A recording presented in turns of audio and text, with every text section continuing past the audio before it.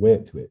And I think British culture tends to be very dismissive of the arts. They're much more interested in sort of maths and engineering or something. And so I think the Turner Prize has done a lot of good. That said, I think it changed for me because it brought a lot more, I guess, financially, and a lot more kind of pressure in terms of like gallery shows, and whether I was, so much speculation in prices, and art becomes a currency for people and all that stuff. And you're very young, and you're not well equipped to deal with it. So I've got mixed feelings about the Turner Prize. Is my long-winded answer about that. No, so but I think the thing that I think is interesting in your answer was, I've never really heard anyone talk about the perception of artists here versus the UK, and the way you referenced that there's probably more respect for the maths and sciences. And do you feel like in some way that cultural expectation plays in any way into the fact that you seem to put literally math and science into your work? Like, do you feel like you want to be taken more seriously?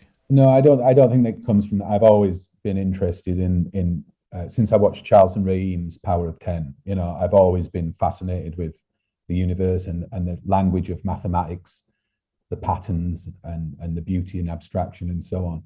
And actually having science and mathematics in my paintings has certainly not been a career boon. It's been the opposite. People tend to take a fork. They go down the humanities or the sciences. And I think, as soon as they see a mathematical equation in a painting, there's a general anxiety often from the art world. I know I've had resistance to it, and oh God, he's put another equation in something. Would you have to put us in or something? So I don't think I've used it as some kind of attempt to do something like that.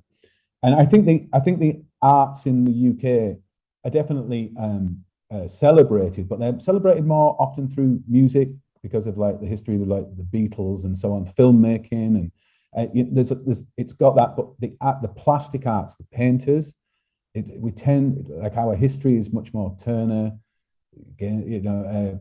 Constable and so on, kind of brown paintings, a lot of brown paintings. So while you've got that thing that happened, there's this like excitement in the idea of the contemporary. And I think the British originally were very skeptical, oddly, because of US artists like Carl Andre being in the national museums. That was a big scandal and so on. So I think I think that I'm very interested in the way in which so we have STEM here, science, technology, engineering, and maths, and STEAM, and where you're putting the arts in, and that, I think it's a real mistake to try and say. I really believe that the arts and sciences do meet. I think they always did. I think they're all dealing with the same phenomenon, and I think it's a shame if there is that separation.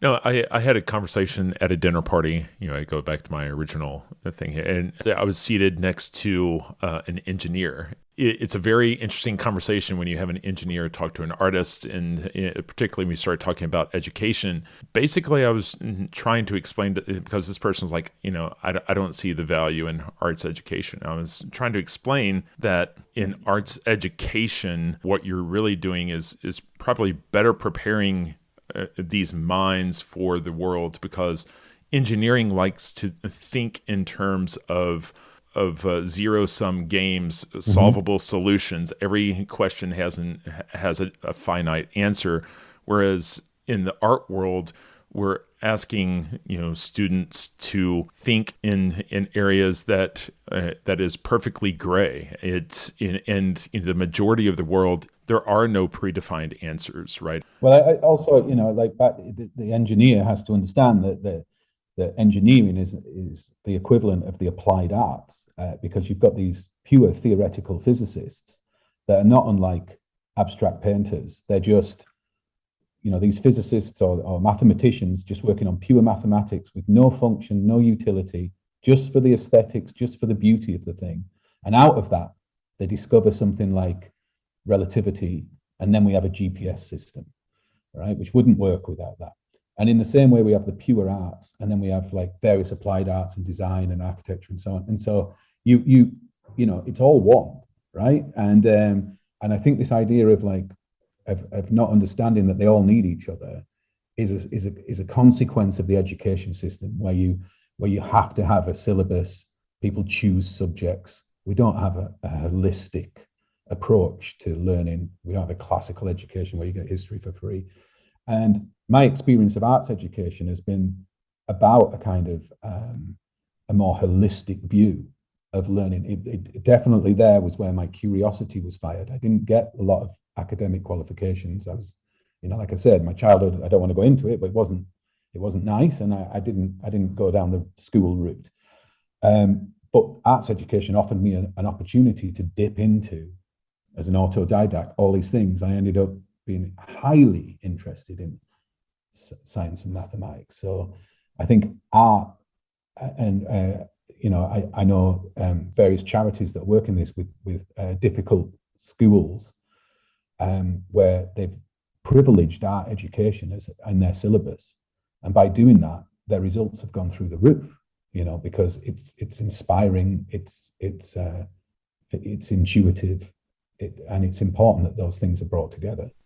You mentioned back there about putting equations and formulas in your work. Whenever we see these equations in your work, are they real equations?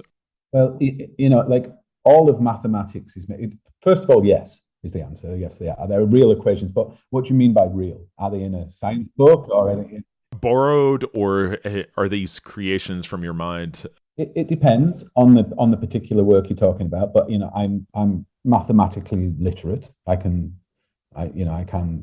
manipulate equations and things. Again, you know, you've got to imagine that like equations are just they're a type of mark that's used as a shorthand for logical relationships and patterns, certain rules about the way things are done. And they've all been made up by somebody. You know, somebody. If you can look at some very simple equations, for instance, in physics, especially back to relativity. You're looking at like the way in which you calculate how fast something moves, and the equation might only have 6 or 7 letters in it, or symbols. But one of those symbols will actually expand out and actually be a code for a whole metric tensor, a very complicated bit of maths that they've reduced down to a single letter.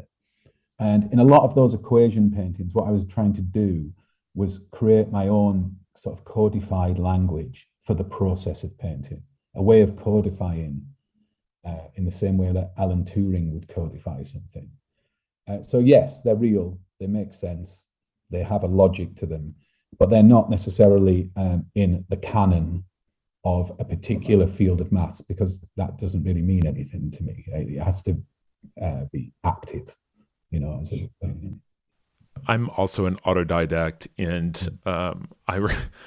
and when you wind up having all of this data input. And I remember listening to these mathematicians talk about there being certain equations that are beautiful, and and I think that's really interesting, because that's a real question for us in the arts. It's in the periphery of what you do and what you explore, right? How do we define beauty? And I think for these mathematicians, they were talking about the representational simplicity of something overtly complex. Yes, yeah. And the best definition I heard of mathematics was the study of pattern. And but you it's not just about the beauty, it's also about, like, there are certain cases where reality can only be thought about or understood mathematically, unfortunately.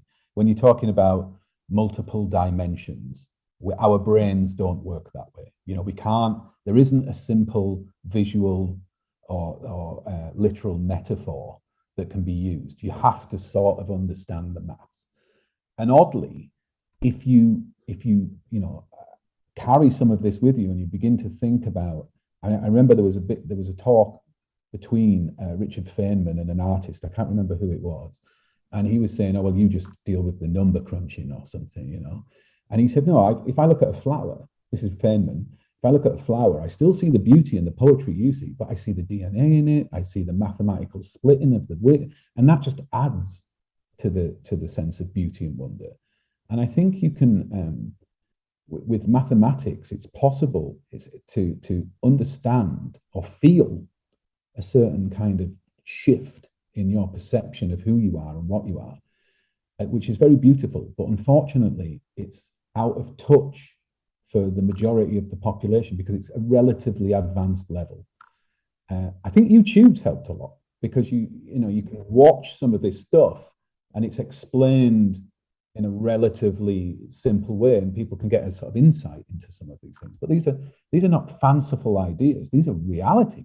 Time does bend and stretch, and we are made out of particles that are in and out of existence. This is all real. It's not some crazy fantasy thing. Right.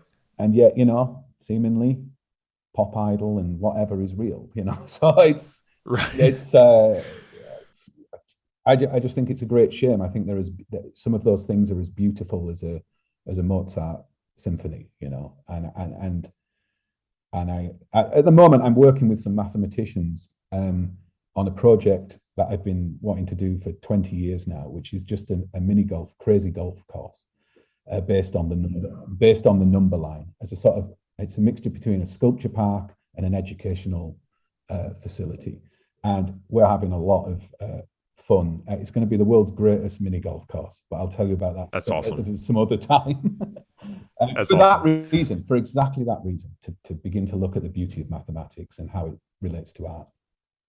Well, Keith, I can't thank you enough for your time and how generous you've been in answering all these questions. And, I'm a very curious person, and I really appreciate you allowing me to peel back at least one layer of the onion that's Keith Tyson.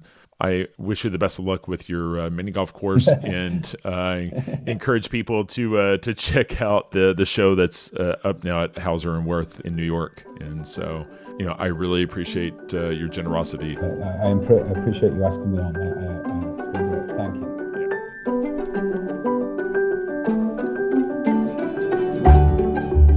That's all the time we have for this week.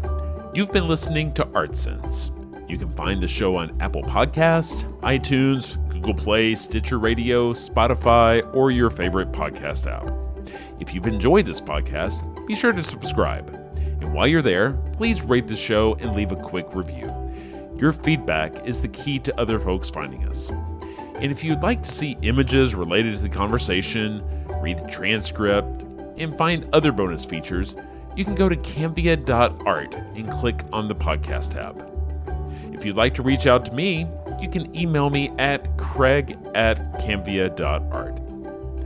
Thanks for listening.